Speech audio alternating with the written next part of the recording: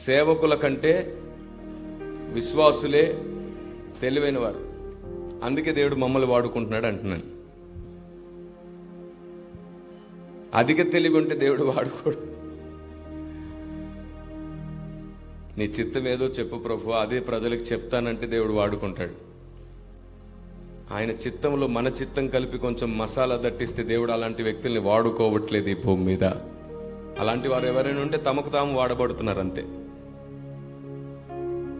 అది ఇసుక మీద కట్టబడినటువంటి పరిచర్య అయిపోతుంది. వద్దు. దేవుని ఆలోచనకు దేవుని నియమంకి ఏం చేర్చొద్దు, ఏం కలపొద్దు. మనకు అర్థమైంది మాట్లాడుకునే వద్దు.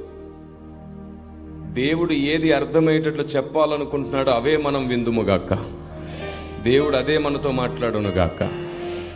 అలా జరగాలి అంటే 3 చాలా ప్రాముఖ్యమైనది. 1, దేవుని పాదాలను పట్టుకొని ఆయన చిత్తం ఏమిటో ఒకటి తెలుసుకోవాలి. 2, దేవుని చిత్తం తెలుసుకున్నప్పుడు తాను నేర్చుకోవాలి, మార్చుకోవలసిన వాటిని మార్చుకోవాలి. 3, ప్రజలకు అందించాల్సిన దేవుని చిత్తం కొరకు కొంచెం తగ్గించండి. ప్రజలకు అందించాల్సిన దేవుని చిత్తం కొరకు అవమానమైన, నిందైన, సమస్య అయినా, ఆర్థిక ఇబ్బంది అయినా, పరిస్థితులు ఎలా ఉన్నా సరే అడుగు వెనక్కి వేయకుండా ముందుకు వేసేవాడు కావాలి. Praise the lord.